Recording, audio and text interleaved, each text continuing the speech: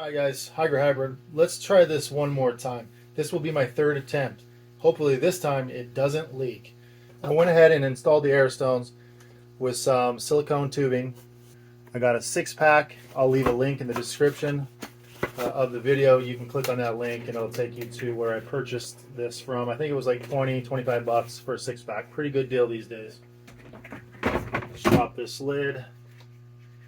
We're going to fill our water line up to the bottom of the net pot. There's 5, there's 10, there's 13, and that should put us roughly very close to the bottom of the net pot. We're actually a little over. I'm actually going to remove a little bit of this water just so I can dial in my sight glass water level indicator on the front here. Alright, so we're 12 gallons to the bottom of the net pot. Position my air stones like so. It's 1, 2, 3, 4 little directly underneath of this net pot. They're not all in the middle and they're not all on the sides. They're in the perimeter. So when you have the water level where you want it, mine is specifically to the bottom of this net pot. You want to put a piece of tape that references that. You know exactly where the water level is in comparison to the bottom of that net pot. So if this is to the bottom of the net pot and it's 1 inch low, you know that the water level is 1 inch lower than the net pot. I'm going to go ahead and put a little bit more water in this container. We are putting a new plant in here. It doesn't have any roots and it's in cocoa, so I'm going to need this water slightly above that net pot so it can basically have like a wicking action between now and its root development.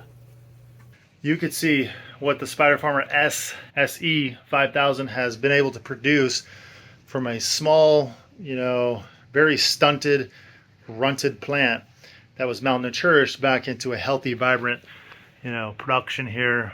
So let's get started. Let's do this transplant. So there really is no straightforward, easy way to do this coming straight out of a 3-gallon airbag into DWC. I'm just going to do the best I can to slide this off like a sock.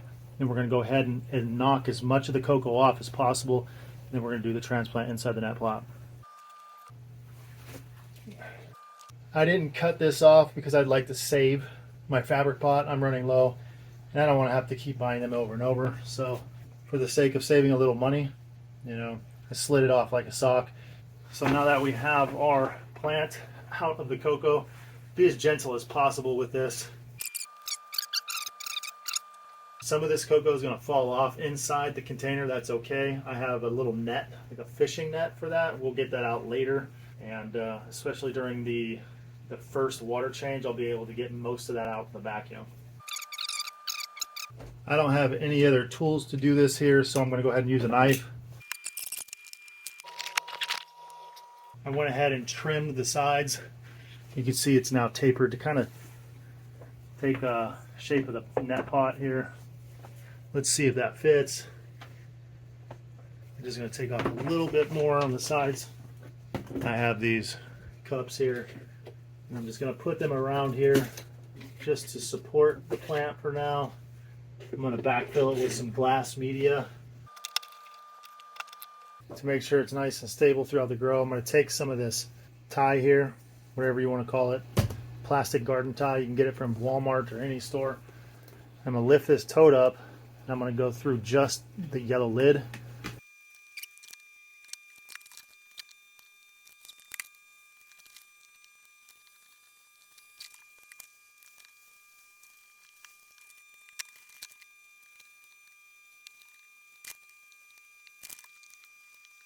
All right, now that our tree is stable, we want to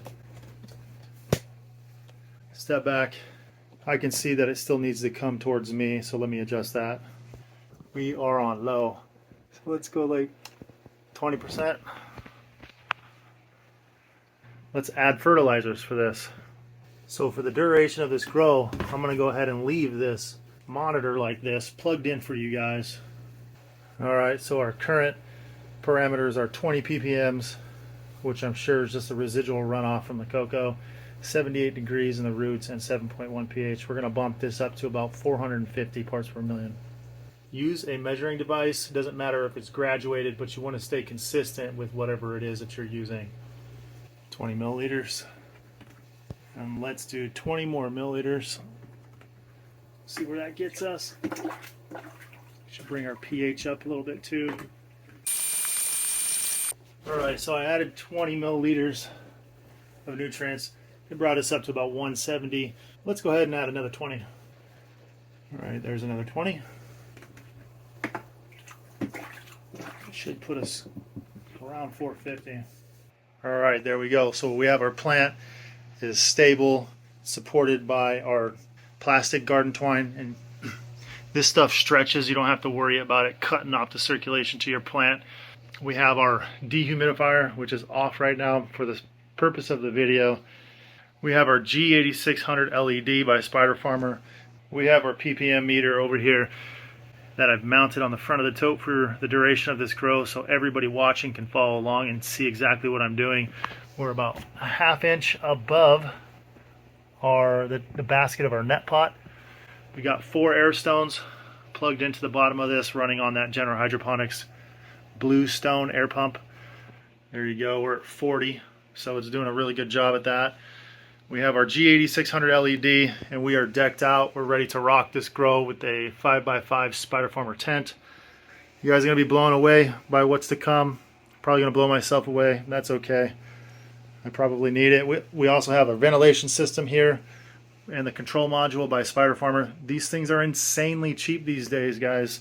We're talking like a couple $100, you know, for stuff like this. That costed me thousands of dollars just 4 or 5 years ago. So things have come a long way. You have to really appreciate that.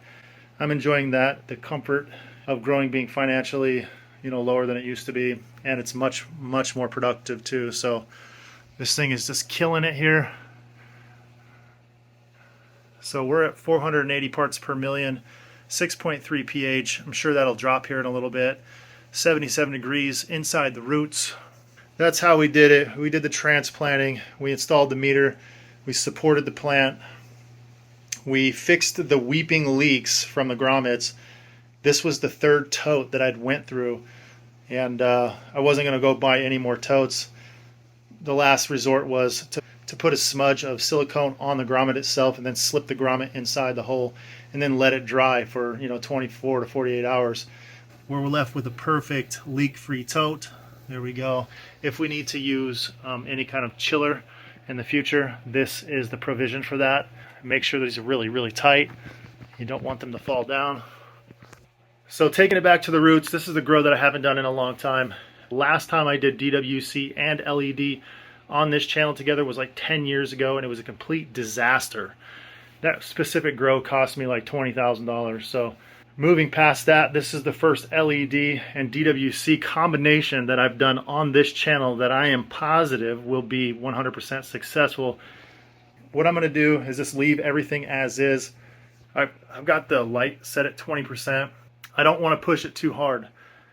The plant in itself is going to go through a little bit of transplanting stress, so we don't want to push it too hard. Over the next few days, the plant is going to acclimate to its new environment, especially in the roots.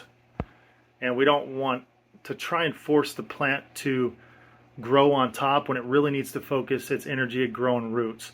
The light is not dim by any means, but I just don't want it to be so bright to where it's like overpowering the necessary new development, moving forward with the plant, and that is in the roots. Right now, we need roots.